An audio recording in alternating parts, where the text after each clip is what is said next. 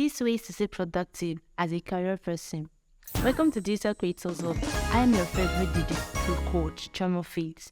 In today's video, I'll be sharing with you 6 effective tips every business owner needs to know to stay productive in their business or chosen career. Whether success is the result of luck or hard work has long been debated, but no matter what you think, the most successful people have managed to optimize their talents, time, and overall productivity.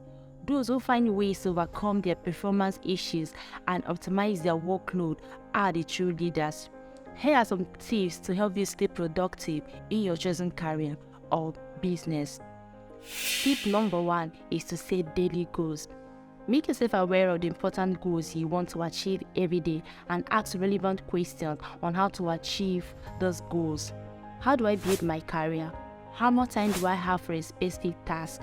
Sometimes making a list of questions like this and answering them will help you stay on track and keep you as motivated as possible. Tip number 2 is to do the hardest thing first. Make a list for the day. But the hardest question is, where do I start? How will I solve this need? And what are those necessary things I need to do first? You solve the most difficult task of the day.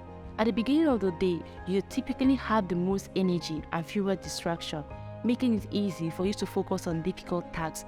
One way to stick to this routine is to cut out distraction, not checking your email, your phone, or social media until the hardest task of the day is done. Then tip number 3 is to set boundaries. In order to do the best job and complete the tasks without breaking down, you need to set boundaries. If you don't set boundaries and expectations from the start, people will take advantage of you. It's only difficult to create a to-do list and stick to it. So to get the desired result, you need to set boundaries.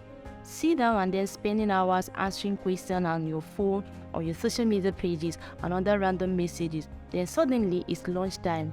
You've picked up and drawn so many tasks and difficult tasks, you don't know what to focus on the next. So what's more frustrating is that you haven't even launched or worked on your own to-do list yet. To reduce this unnecessary distraction, make sure you set boundaries. Yes, set boundaries. Are there specific hours you would like to reserve for your own assignment? Is there a window of time when you connect with people and interact with them on social media? Create time and set boundaries. It helps you manage expectations, to schedule your work, and also increase your overall productivity. Then tip number 4 is planning for tomorrow. The first thing to do before going to bed is to look at your calendar for the next day or maybe next to 3 days. Check in on your own schedule and judge the hard landscape. Learn to separate commitment into 2 areas: soft commitment and hard commitment. A hard commitment is defined as an activity that cannot be postponed, such as meeting, interview, or visit. To fulfill this obligation, you have to be physically present. But then on soft commitment, they are referred to as what you can move. You don't have to be present to solve those needs. Those needs are resolved by phone calls, email, telegram. Planning the night before and allows you to start your day with your priorities and expectations. Tip number 5 is to avoid multitasking. People think that focus means saying yes on what to focus on, but that's not what it means. It might seem tempting or productive to do multitasks at the same time. But let's face it, it's better to do one thing at a time to ensure the quality of our work. Multitasking kills. Try what works best for you. Remember that a journey of 1,000 miles begins with a single step. The last but not the least tip is drink water, which is tip number 6.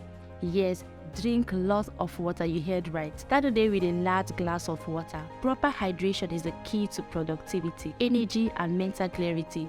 It also helps curb craving for wanted chocolate. When you are feeling lethargic, you have actually been dehydrated.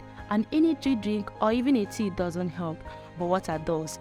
And you can imagine, water costs nothing and is even cheaper than any other drink or tea. 2% dehydration in the body can lead to a significant mental breakdown. So how are you going to function well at work if you are mentally down? So drink lots of water. I hope you find value in this video, and I know you can accomplish more in the same amount of time so you can feel less stressed and get more done. If you are new to this channel, please click the subscription button to join our YouTube community of digital creatives.